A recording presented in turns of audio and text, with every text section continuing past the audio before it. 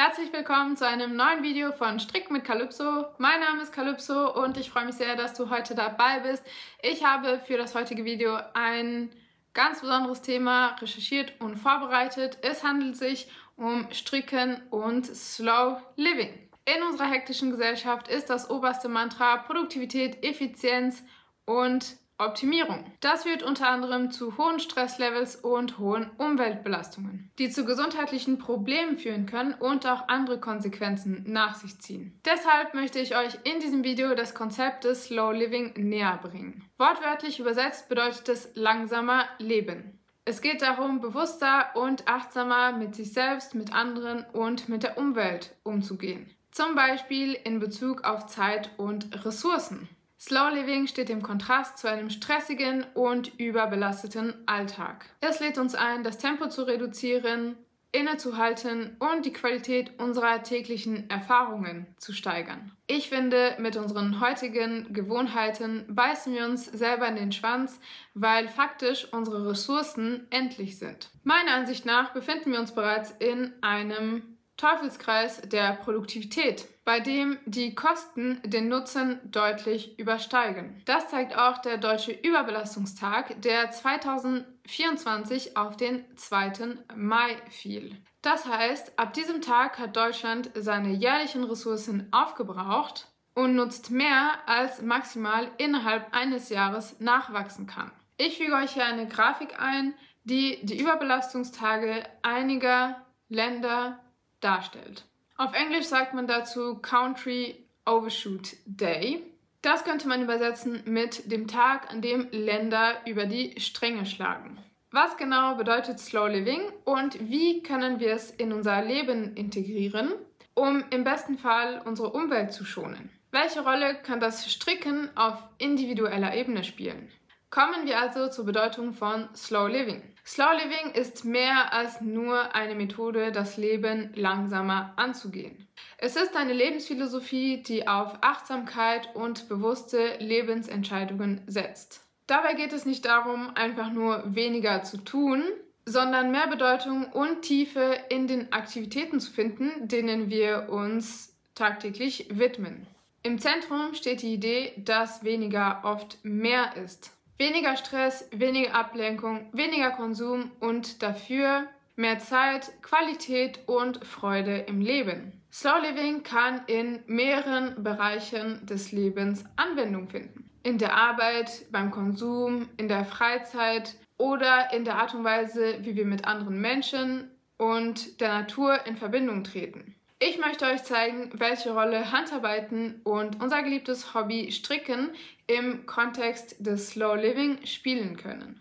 Deswegen sprechen wir erstmal über die Ursprünge des Slow Living. Keine Sorge, ich werde mich ganz kurz halten, was die Geschichte von Slow Living angeht. Die Ursprünge der Slow Living Bewegung liegen in den 80er Jahren, als in Italien die Slow Food Bewegung im Kontrast zum Fast Food entstand. Sie propagierte eine Rückkehr zu nachhaltigen, regionalen Lebensmitteln und zu traditionellen Zubereitungsmethoden. Diese Philosophie der Entschleunigung breitete sich auch sehr bald auf andere Lebensbereiche aus. In den späten 80er Jahren wurde der Begriff Slow Living geprägt und in andere Lebensbereiche integriert, wie zum Beispiel Slow Fashion. Mehr Informationen zum Thema Slow Fashion findest du in meinem Video über Ethik und Nachhaltigkeit. Bereits in den 70er Jahren gab es erste Anzeichen dieses Lebensstils. Damals suchten viele Menschen,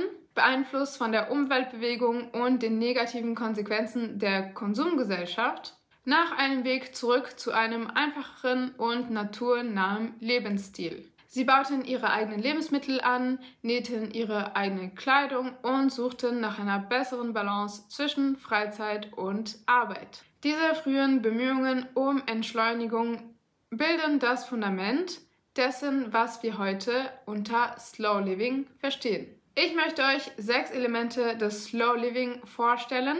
Es handelt sich hier nur um einen Vorschlag. Diese kleine Liste ist nicht exhaustiv. Wenn euch weitere Elemente einfallen, schreibt es gerne in die Kommentare.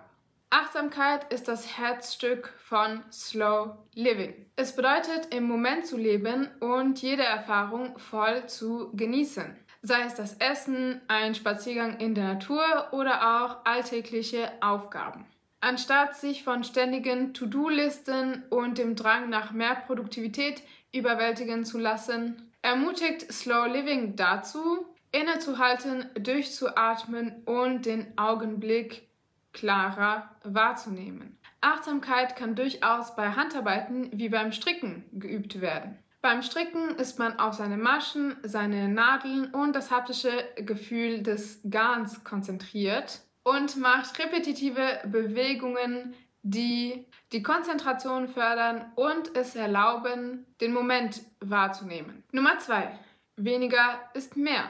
Slow Living fordert uns heraus, uns auf das Wesentliche zu konzentrieren und Überflüssiges loszulassen. Dabei geht es nicht nur um materiellen Minimalismus, sondern auch darum, weniger Aktivitäten zu haben und sich nicht ständig unter Druck zu setzen, mehr erreichen zu müssen. Diese Reduktion führt oft zu einem Gefühl von Zufriedenheit und mehr Freiheit. Außerdem sind Stricken und andere Handarbeiten zeitaufwendig, sodass man nicht wie beim Fast Fashion Shoppen Berge an Klamotten anhäufen kann. Ich persönlich habe mich fast komplett vom Einkaufen von Klamotten abgewendet, mit Ausnahme von notwendiger Unterwäsche oder auch Secondhand-Kleidung. Wenn ihr mir schon länger folgt, dann wisst ihr, dass ich ein großes Faible habe für handgemachte Textilkunst aus Mexiko. Wenn ihr darüber mehr erfahren wollt, dann schaut gerne meine Videos Nummer 30 und 31. Ich bin in der Lage, mich vom Klamottenshoppen abzuwenden, weil ich meine Kleidung entweder selbst herstelle oder kein Problem damit habe, zu Secondhand zu greifen. Indem wir unsere Kleidung selber machen, können wir im Idealfall unseren Konsum reduzieren.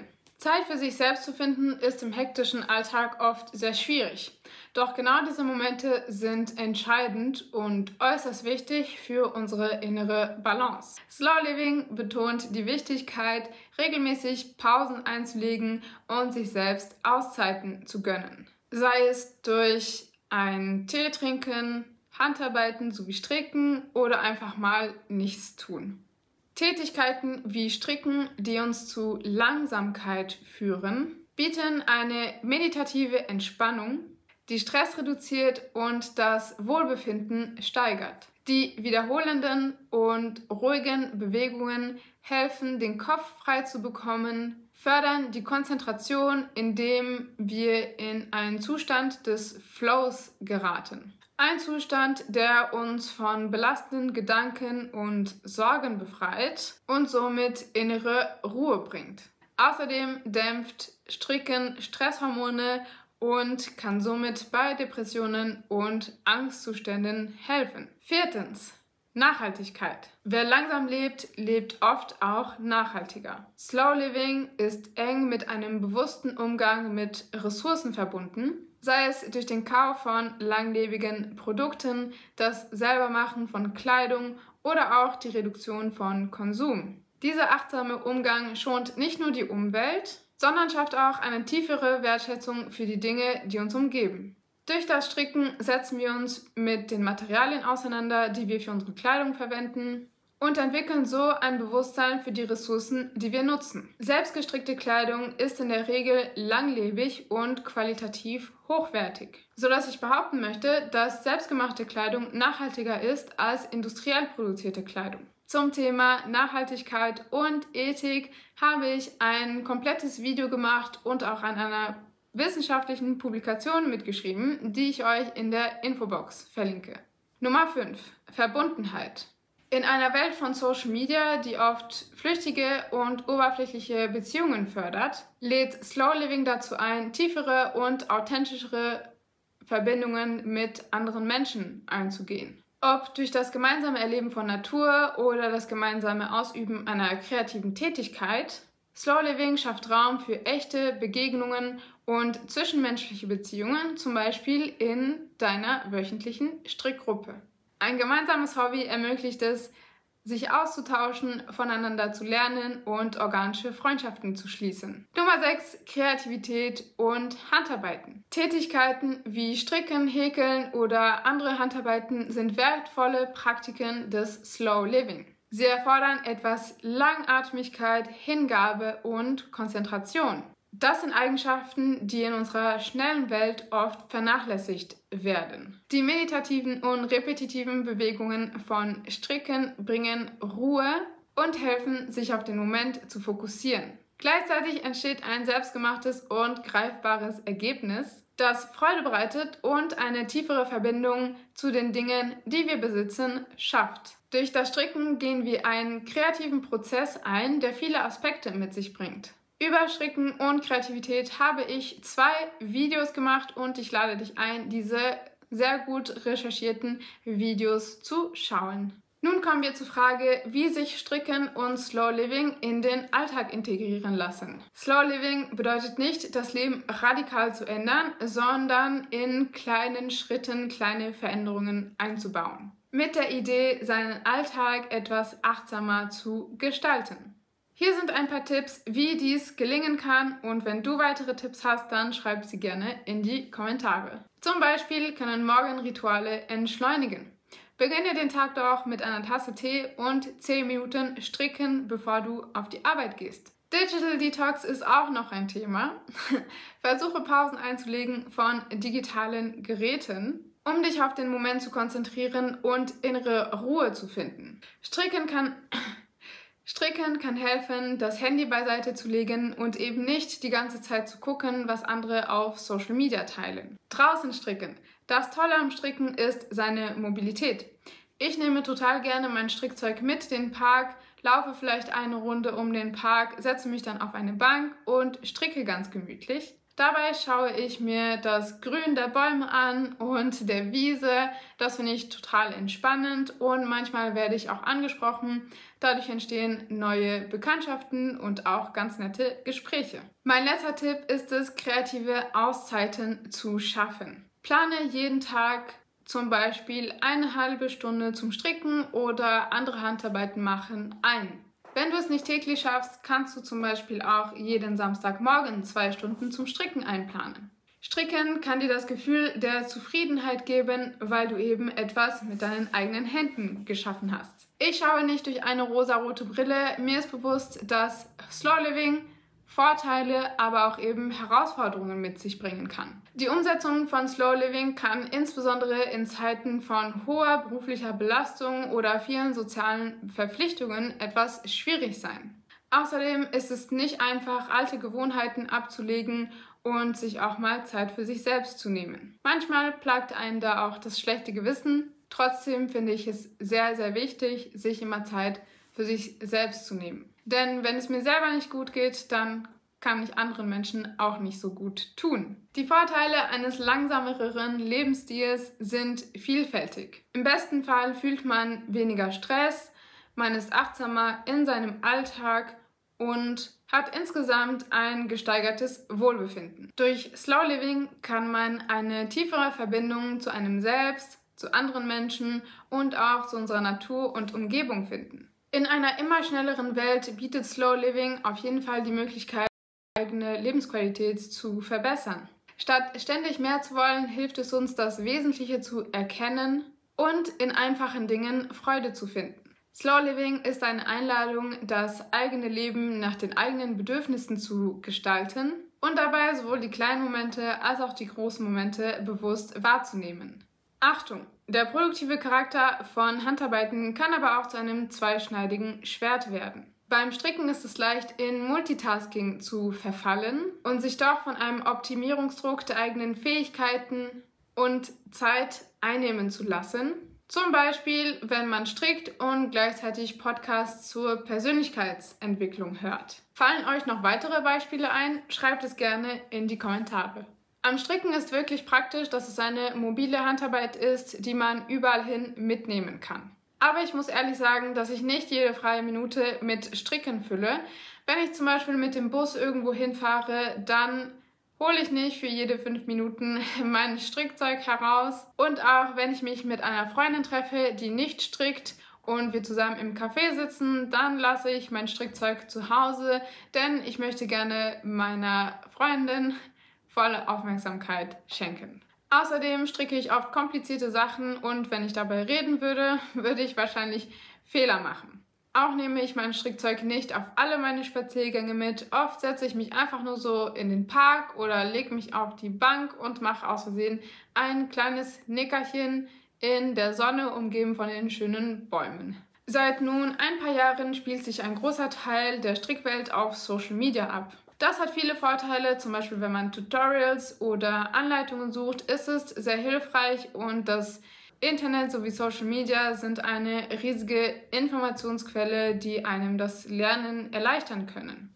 Für eine Person, die jedoch eher die Entschleunigung sucht, kann es auch etwas schwierig sein und auch den gegenteiligen Effekt haben, denn Social Media verleitet einen oft dazu, sich mit anderen zu vergleichen, was die anderen machen, wie schnell sie das machen und wie viel sie davon machen. Das kann dazu verleiten, sich selbst unter Druck zu setzen und das möchten wir durch Slow Living ja eigentlich vermeiden. Das Thema Social Media und Stricken finde ich ein sehr wichtiges und auch interessantes Thema. Ich möchte es in Zukunft ganz bald recherchieren und wenn ihr Fragen dazu habt oder auch Kommentare, was euch zu diesem Thema interessieren könnte, welche Rolle spielt Social Media in unserer Strickwelt, dann schreibt es gerne in die Kommentare. Kommen wir zum Fazit. Slow Living dient als Gegenpol zur hektischen, produktivitätsgetriebenen, modernen Gesellschaft und zeigt uns, wie Handarbeiten, insbesondere Stricken, eine wichtige Rolle in diesem Lebensstil spielen können. Slow Living fördert Achtsamkeit, Nachhaltigkeit und ein bewussteres Leben im Umgang mit unseren Ressourcen. Dank Aktivitäten wie Stricken wird im besten Fall unser Konsum reduziert. Wir bauen Stress ab und generieren ein Gefühl der Zufriedenheit.